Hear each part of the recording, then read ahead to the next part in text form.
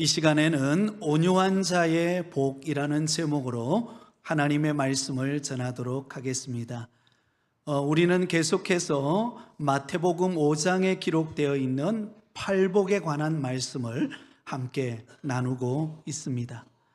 그동안 우리가 2시간에 걸쳐서 우리가 팔복에 관한 말씀을 나누었습니다.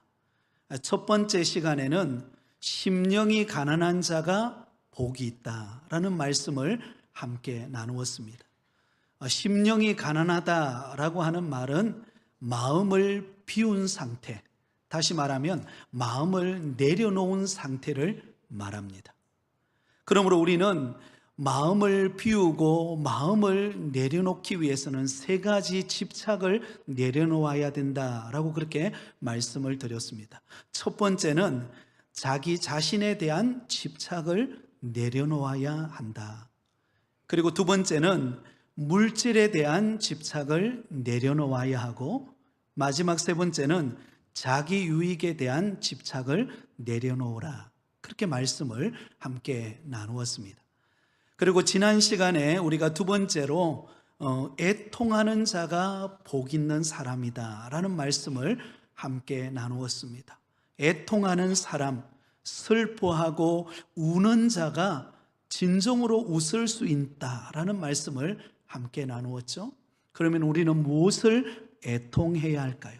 3가지 애통해야 된다고 말했습니다. 첫 번째는 자신의 죄와 연약함을 위하여 애통해야 한다.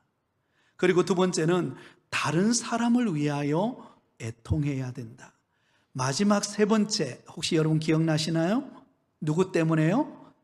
주님 때문에 애통해야 된다. 그렇게 말씀을 나누었습니다. 잊으셔도 됩니다. 또 들으면 되니까, 그죠? 자, 오늘 이 시간에는 3번째 복에 관한 말씀입니다. 온유한 사람이 복 있는 사람이다. 그렇게 말씀하고 있습니다. 여러분, 온유한 사람은 어떤 사람일까요? 온유하다라고 하는 이 말의 헬라어 원어는 프라우스라고 하는 단어입니다. 이 프라우스라고 하는 말은 야생마를 길들일 때 사용하는 단어입니다. 그러므로 여러분, 야생마를 어떻게 길들입니까? 사실 야생마는 처음에는 천방지축입니다. 자기 가고 싶은데 통제가 되지를 않습니다. 그런데 주인이 오랜 시간에 걸쳐서 그 야생마를 길들여서 주인이 한마디 하면 달려가다가도 멈추고 돌아올 수 있을 만큼의 그런 잘 길들여진 상태, 그것을 일컬어서 온유하다 그렇게 말하고 있습니다. 그러므로 온유라고 하는 말은 모든 본능과 감정을 제어할 수 있는 훈련된 인격을 일컬어서 온유하다라고 말합니다. 한번 따라해 볼까요? 모든 본능과 감정을 제어할 수 있는 훈련된 인격. 온유하다라는 의미는 어떤 의미입니까?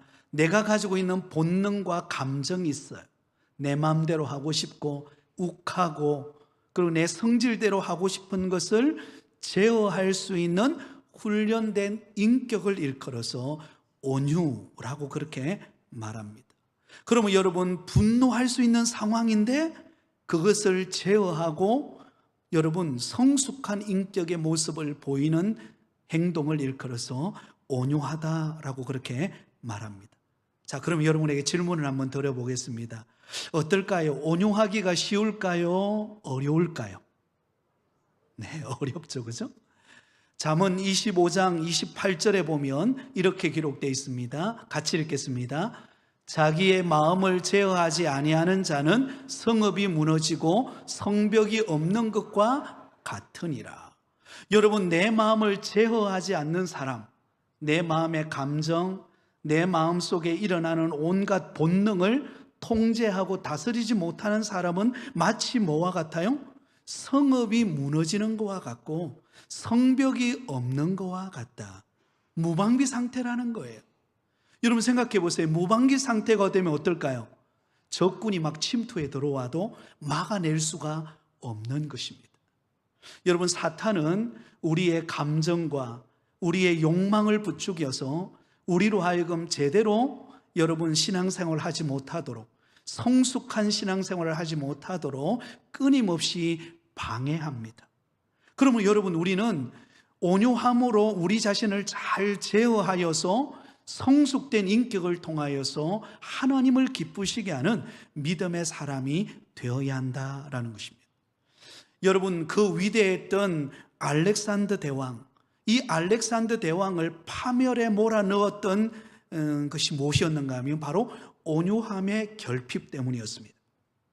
이 알렉산더 대왕은요, 술만 취하면 자기를 절제하지를 못했어요. 자기를 통제하지를 못했습니다. 그래서 어느 날 술에 만취되어 가지고 자기 감정을 억제하지 못하다가 홧김에 그가 가장 사랑하는 친구 클리투스를 창을 들어서 여러분 던져서 그를 죽여버립니다. 그래서 술에서 딱 깨어나서 보니까요, 누가 죽어 있습니까? 자신이 그렇게 아끼고 사랑하던 친구 클리투스가 죽어 있는 것을 보면 돌이킬 수가 없잖아요. 이미 여러분 끝나버린 상황이었다라는 것입니다. 그러면 여러분, 우리가 믿음 생활할 때에 우리도 여러분 우리 자신을 잘 다스리고 제어할 수 있는 성숙한 훈련된 인격의 사람이 되실 수 있기를 예수님의 이름으로 축원드립니다. 그래서 오늘 이 시간에는 여러분 이러한 온유한 성품을 보여주었던 성경의 대표적인 예들을 살펴보면서 우리도 이러한 성경의 인물들과 같이 우리의 삶 속에 온유함이 드러나기를 원합니다. 첫 번째는요, 출애굽을 이끌었던 모세의 온유함입니다. 여러분, 하나님께서 모세를 보시고 이 세상의 그 누구보다도 온유한 사람이라고 칭찬하셨습니다. 민수기 12장 3절에 보면 이렇게 기록되어 있습니다. 우리 같이 읽을까요? 이 사람 모세는 온유함이 지면의 모든 사람보다 더하더라. 여러분, 하나님께서 모세를 칭찬하셨습니다. 이 세상에 있는 모든 사람보다 모세가 온유함이 더했다. 여러분, 모세는 어떤 사람입니까? 애굽의 종되었던 이스라엘 백성들을 이끌어서 광야 40년의 그 험한 여정을 이끌어갔던 영적 지도자입니다. 그리고는 하나님의 약속의 땅 가나안 땅을 눈앞에 두고 하나님의 부름을 받았던 사람이죠. 그런데 이 모세가 광야 40년 이스라엘 백성들을 이끌어갈 때 정말 그 힘들고 그 고통스러운 시간들을 이끌어가는 것도 쉽지 않았지만, 실제로 모세가 이끌어가는 그 이스라엘 백성들의 모습은요, 사실은 정말 너무나도 자랑하지 못할 부끄러운 모습들이 많았습니다. 끌빛하면 여러분 불평과 원망을 쏟아내는 사람들이 이스라엘 백성들이었습니다. 여러분, 먹을 것 없다고 원망하고 홍해 앞에 다다랐을 때 왜 우리를 이곳으로 이끌어내어서 이렇게 이곳에서 죽게 하느냐, 끊임없이 원망하고 불평하고 여러분 비난의 화살을 쏘아대는 사람들이 이스라엘 백성들이었어요. 그런데 그런 이스라엘 백성들을 이끌어가는 모세는 어떤 사람이었다고요? 온유한 사람이었습니다. 출애굽기 32장에 보면 그 예를 볼 수가 있는데요, 모세가 시내산에 올라가서 하나님께로부터 40일 동안 머물 때 율법을 받습니다. 10계명을 받는데요, 그러는 사이에 이스라엘 백성들이 시내산 밑에서 어떤 행동을 보입니까? 기다리다가 모세가 내려오지 않으니까는요, 아론을 부추겨 가지고는 우리를 인도할 신을 만들어 달라. 그리고는 여러분 금송아지 신상을 만듭니다. 그들이 가지고 나왔던 폐물들을 모아 가지고는요, 그것을 금송아지 신상을 만들어 놓고 그 금송아지 신상이 우리를 이끌어가는 신이다. 여러분 생각해 보세요. 얼마나 참 안타깝습니까? 그런 이스라엘 백성들이 여러분 송아지 신상을 만들어 놓고 그렇게 섬길 때 하나님께서 여러분 너무너무 분노하셨어요. 그래서 하나님께서 그 모든 이스라엘 백성들, 금 송아지 형상을 만들어 놓은 이스라엘 백성들을 다 멸하겠다라고 모세에게 말을 합니다. 근데 그때 모세가 온유함을 보여줍니다. 하나님 앞에 이렇게 기도해요. 하나님께서 멸하고 진노하시겠다라고 했을 때 모세가 어떤 행동을 보이는가 하면 출애굽기 32장 32절에 이렇게 말씀합니다. 우리 같이 읽겠습니다. 그러나 이제 그들의 죄를 사하시옵소서. 그렇지 아니하시오면 원하건대 주께서 기록하신 책에서 내 이름을 지워버려 주옵소서. 여러분, 하나님께서 너무너무 화가 나셔가지고 이스라엘 백성들 송아지 신상에 절하고 그것을 자기를 인도하는 신이라고 고백하는 이스라엘 백성들을 다 멸해버리겠다라고 했을 때 모세가 하나님 앞에 기도합니다. 하나님, 저들의 죄를 사해 주십시오. 저들의 죄를 용서해 주십시오. 만약에 그러실 수 없다면 주께서 기록하신 생명책에서 누구의 이름을요? 모세 자신의 이름을 지워버려 달라. 여러분, 모세가 그 상황 속에서 함께 분노하고 함께 원망할 수 있는 상황 속에서 모세의 온유함을 보여줍니다. 인내하면서, 그리고는 저 철없이 구는 이스라엘 백성들의 죄를 용서해 달라고. 만약에 그러실 수 없다면 기록되어진 생명책에서 나의 이름을 지워버려 달라고. 여러분, 모세의 온유함을 우리에게 보여주고 있습니다. 또한 민수기 21장에 가보면은요, 하나님께서 하나님과 모세를 원망하는 이스라엘 백성들에게 불뱀을 보내어 가지고 여러분, 이스라엘 백성들이 막 쓰러지고 죽어가는 상황 속에서 그때 모세가 이렇게 기도합니다. 민수기 21장 7절과 8절에 우리 같이 읽습니다. 시작. 백성이 모세에게 이르러 말하되 우리가 여호와 당신을 향하여 원망함으로 범죄하였사오니 여호와께 기도하여 이 뱀들을 우리에게서 떠나가게 하소서. 모세가 백성을 위하여 기도하매 여호와께서 모세에게 이르시되 불뱀을 만들어 장대 위에 매달아라. 물린 자마다 그것을 보면 살리라.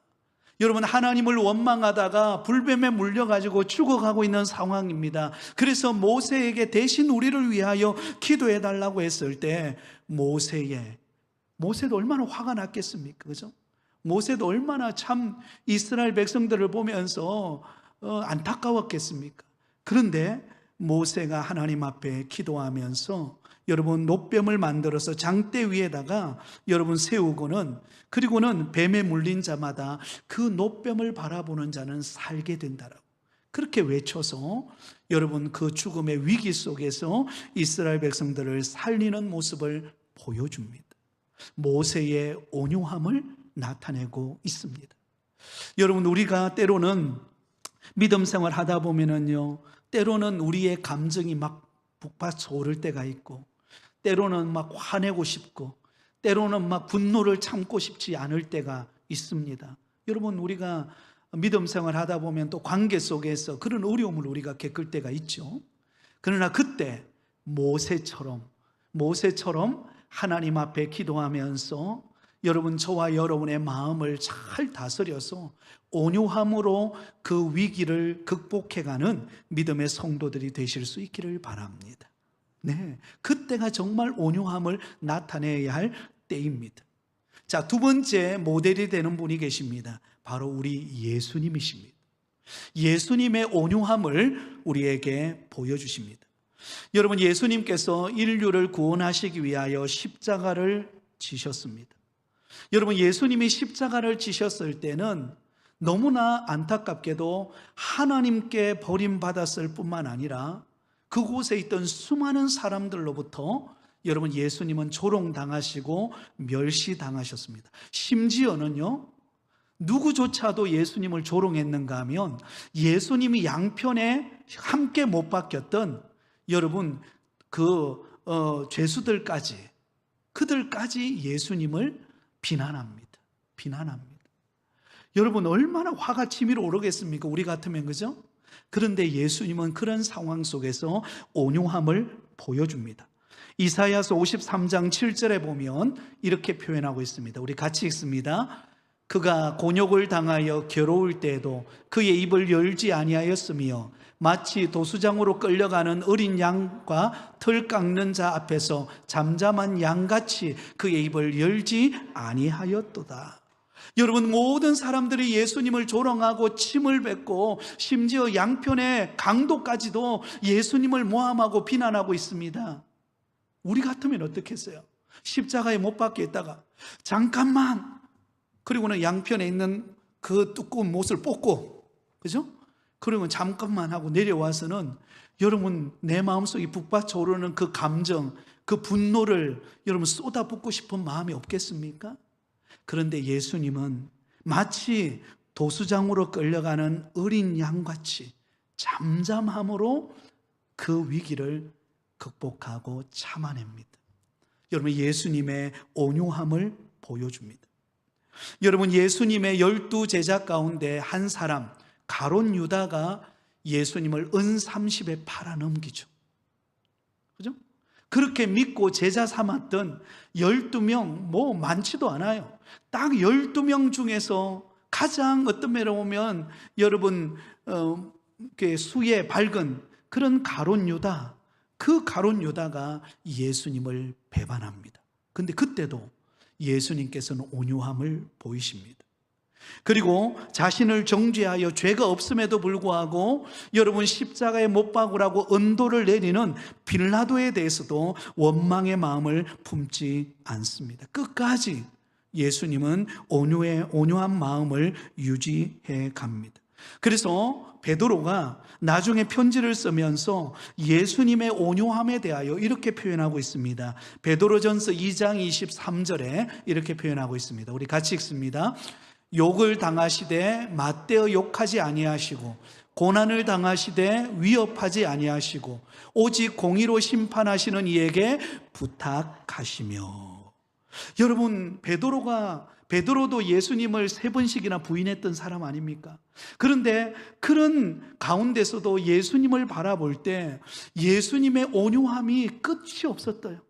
끝까지 사랑하시고 끝까지 온유함으로 다가오시는 모습을 보여주셨습니다. 욕을 당하시되 맞대어 욕하지 아니하시고 고난을 당하시되 위협하지 아니하시고 오직 공의로 심판하시는 이에게 부탁하시며. 여러분들은 어떻게 해요?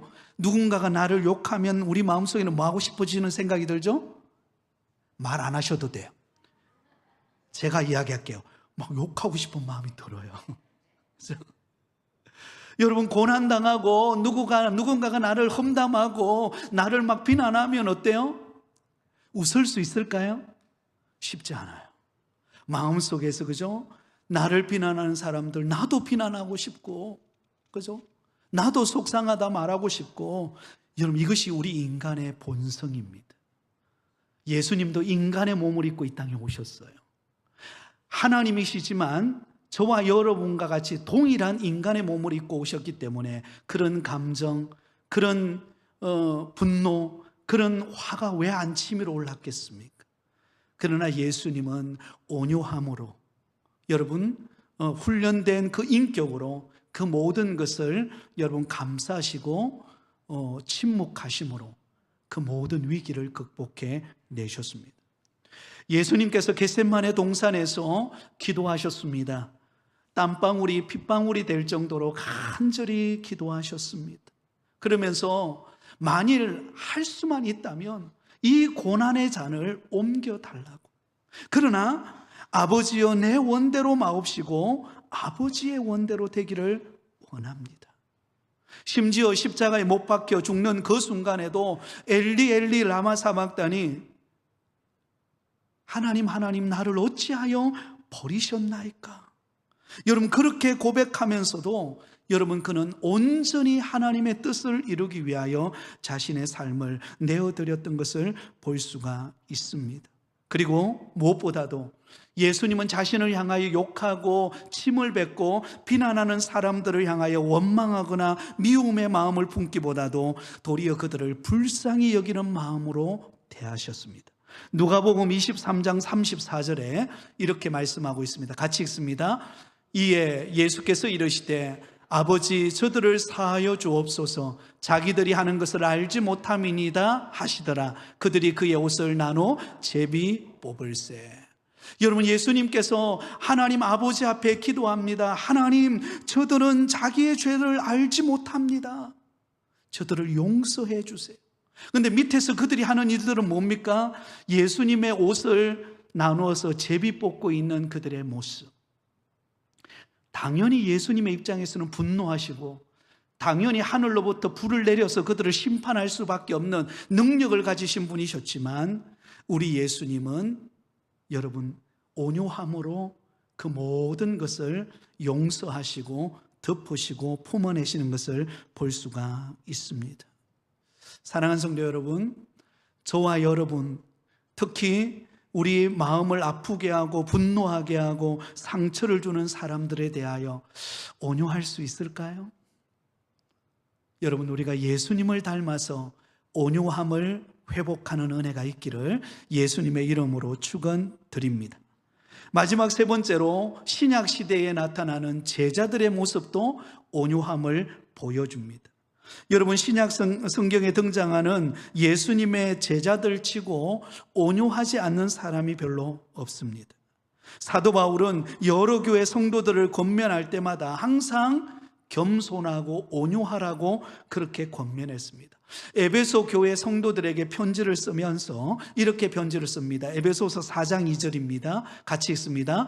모든 겸손과 온유로 하고 오래 참음으로 사랑 가운데서 서로 용납하고. 하나 될 수 있는 비결이 무엇인가? 그것은 겸손하고 온유함으로 오래 참음으로 용납하는 것이라는 것입니다. 그럴 때 하나가 될 수 있다라고 그렇게 권면합니다. 골로새 교회를 향하여 편지를 쓰면서 사도 바울은 이렇게 말합니다. 골로새서 3장 12절에 같이 읽습니다. 그러므로 너희는 하나님이 택하사 거룩하고 사랑받는 자처럼 긍휼과 자비와 겸손과 온유와 오래 참음을 옷 입고. 우리가 옷 입어야 될 게 무엇인가? 긍휼과 자비와 겸손과 온유와 오래 참음의 옷을 입어야 한다라는 것입니다. 이게 성숙한 그리스도인의 모습으로 나타나야 될 저와 여러분의 모습인 줄 믿습니다.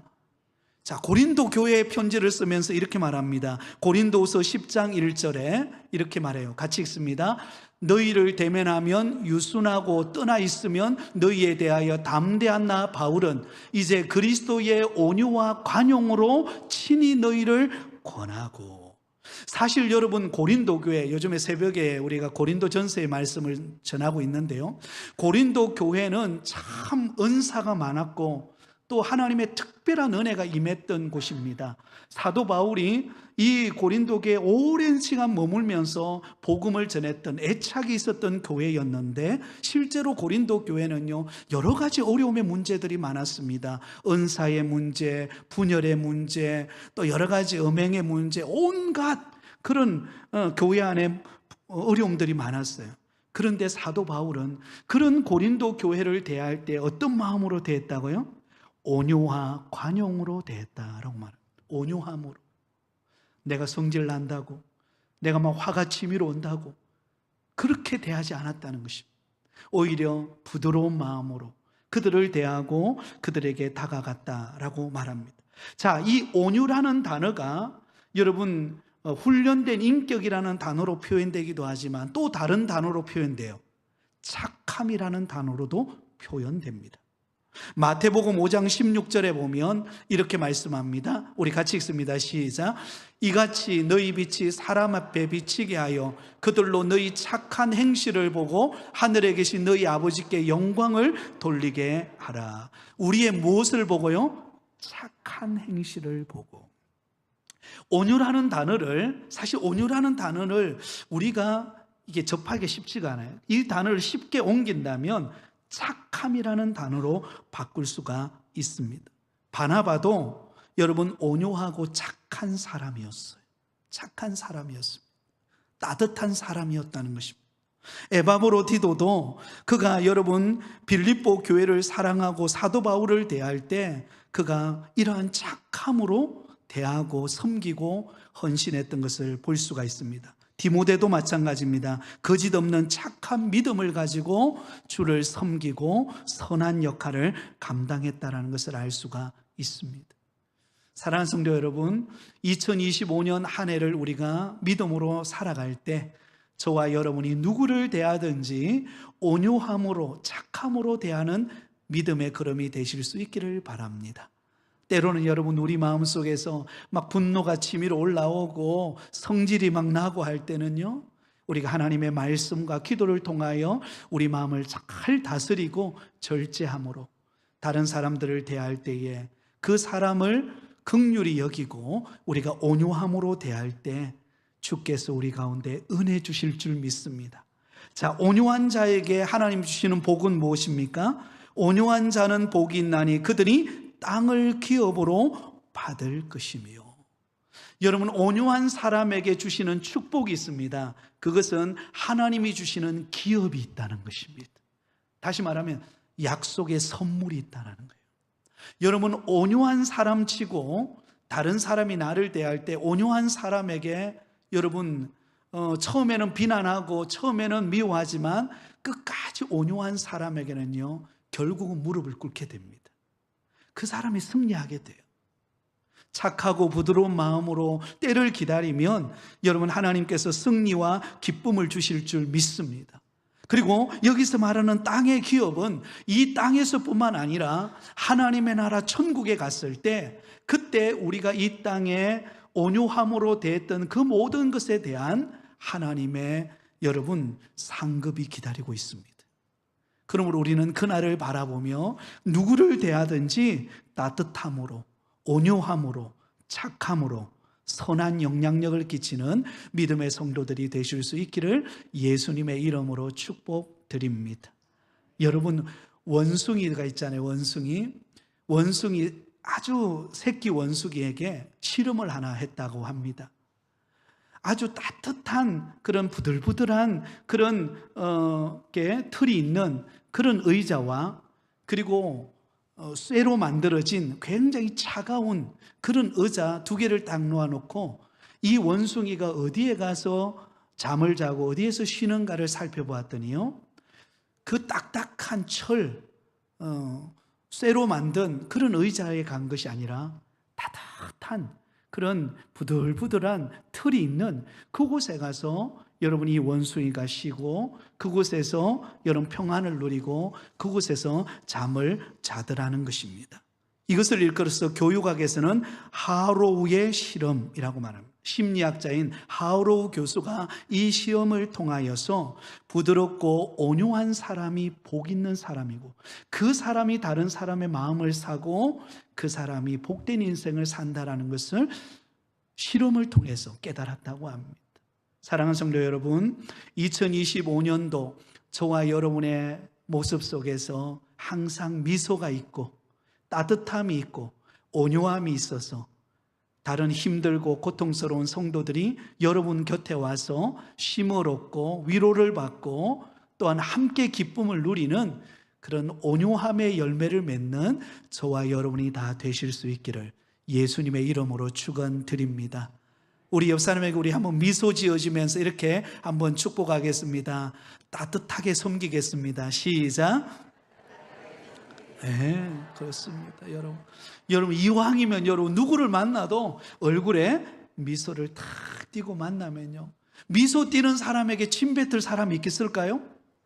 없어요. 그런 사람 없습니다. 그렇죠? 만약에 그런 사람이 있으면 이상한 사람이에요. 그렇죠? 네. 미소 짓고 따뜻하게 여러분 온유함으로 다가가는 사람은 복 있는 사람이다. 반드시 하나님은 그 사람에게 여러분 땅을 기업으로 얻는 복을 주실 줄 믿습니다. 2025년도 한 해 더 많이 미소 짓고 더 많이 따뜻함으로 다른 사람을 위로하는 온유함이 넘치시기를 예수님의 이름으로 축원드립니다.